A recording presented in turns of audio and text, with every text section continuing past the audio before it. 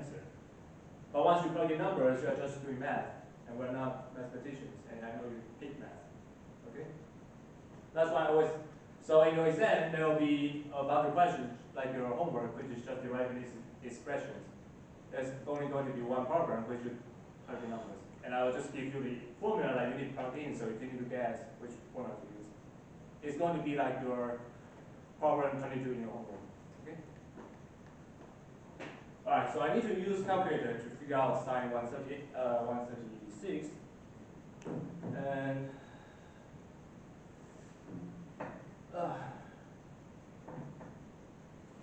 136 sine is 0.69. There's more, 465, It keeps going. The thing is that those extra digits doesn't matter. Because when we're going to predict this distance, we start from something with like 2 digits of accuracy. So the digits after this don't matter. Alright, so let me continue my D. Oh.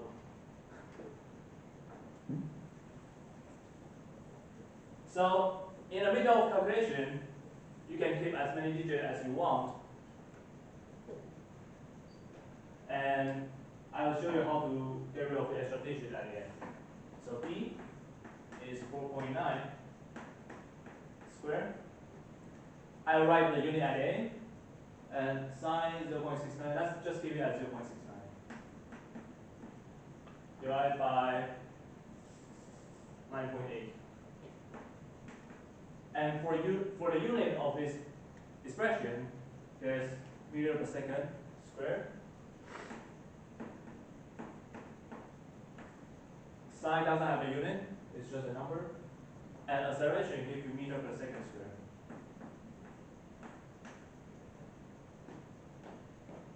So now I use my calculator again to compute 4.9 times 4.9 times 0.69 divided by 9.8. Okay?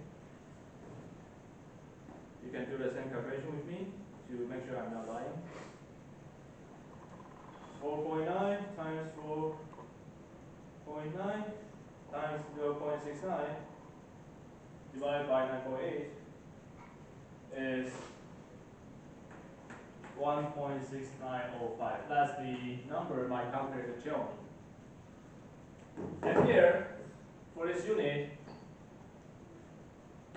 it'll be meter square second square for meter per second square. And this is meter per second square.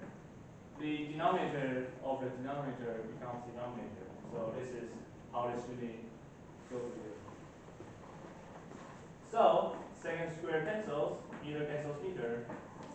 You get 1.6905 meter, which is the unit for a distance. So it makes sense, okay? When you are dealing with unit, just plug in the unit and cancel it like doing algebra. That's always going to work.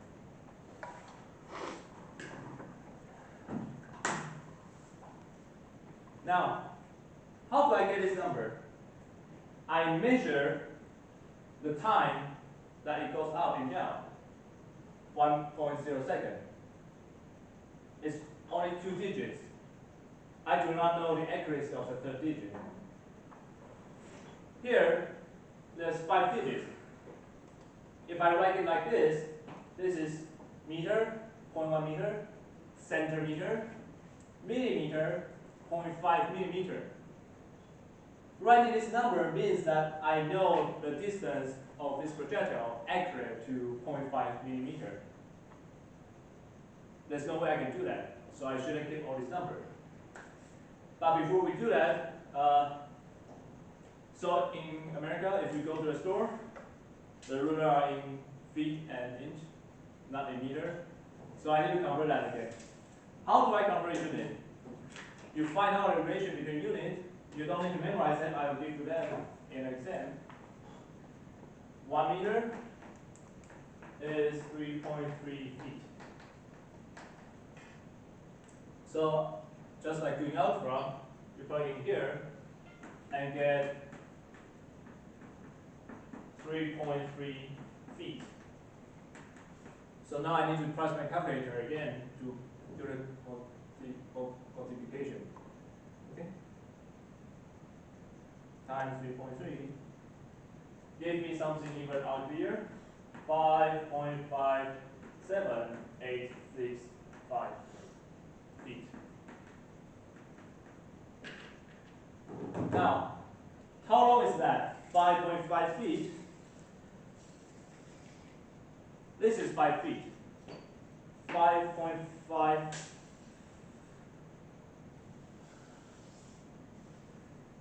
5.5 feet is like this. Here is 5 feet. This is extra 0.5 feet. If I want to add extra 0.07 feet, this ruler only have scale up to point, or I said 2.7. So here is 0.7, extra 0.7. 5 feet, 0.5 feet, and 0.07 feet. I can't even recognize this digit on the ruler. So you know it's useless, and I shouldn't write it. Because there's no way, first of all, I cannot tell you on the ruler. And there's no way this thing is more accurate than the ruler. So you know all this is useless. But how many digits exactly should I keep? When I give you numbers in your exam or when you do experiment, the digits that you are sure is true are called significant figures.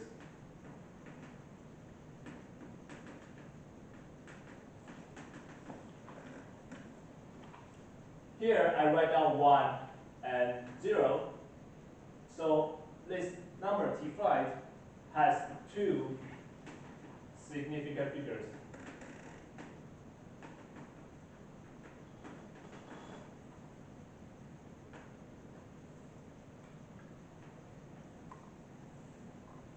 Okay? So how many significant figure is here? 4.9. How many significant figure? 2. Good. 4, 9, 2 of them. Here, if I write 1, 2, 3, 4, 5, if I write down 5 digits, then this thing has 5 significant figures. This 0 doesn't count because it's 0 just because this number is small. Okay?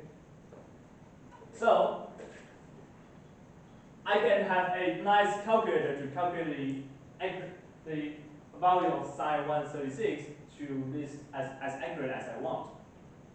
But all these extra digits won't matter because as long as I change my T5 by a little bit, the result will change a lot more than what these extra digits will affect.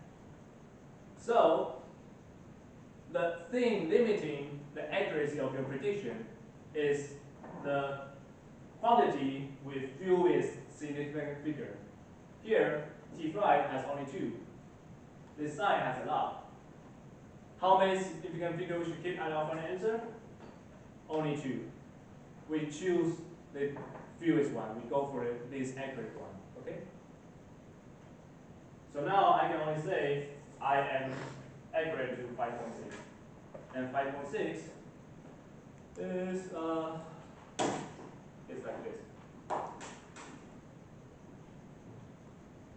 So if I launch it, I can put at 5.6. I hope I will hit it.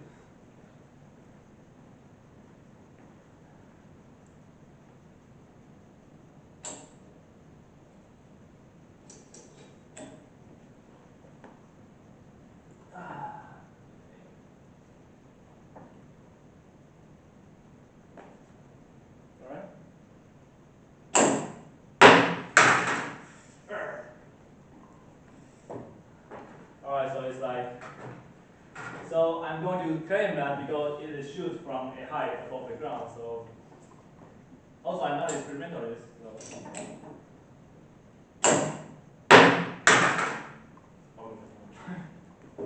Alright. So now it's like only 5 feet now.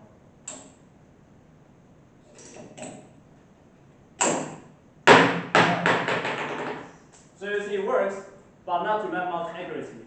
I should keep it just as around 5 feet, something like that.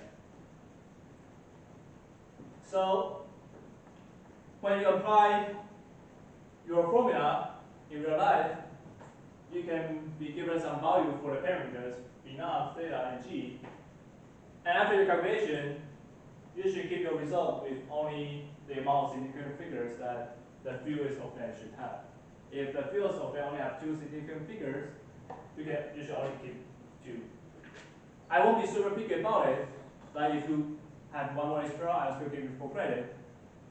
But if you give me a long chunk of number at the final answer, then I'll give you no credit, okay?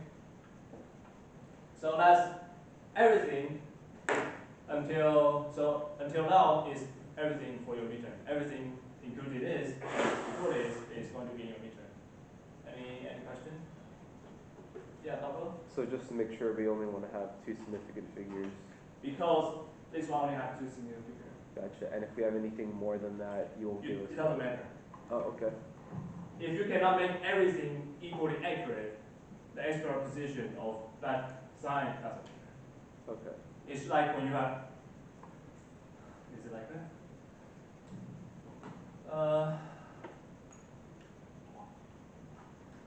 How can I make an example that doesn't hurt anyone?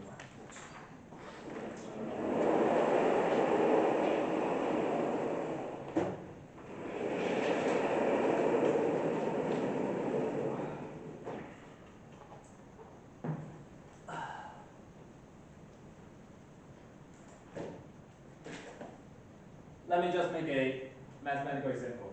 If I tell you a circle has radius 2.3 centimeter, and I want you to calculate the area. Area will be pi r squared. So if you plug in a number, pi times 2.3 squared, your calculator will tell you pi has infinite amount of digits. So your answer will be having infinite amount of digits. It will be 16.61902 blah blah blah. Now, if I only tell you the radius is 2.3, it means I only know the accuracy of radius up to 0.1 centimeter. If I only have that accuracy, there's no way I measure the value of area accurate to like 0.0002 centimeter squared. How many digits should you keep? You look at 2.3. 2.3 only have 2 significant figures, pi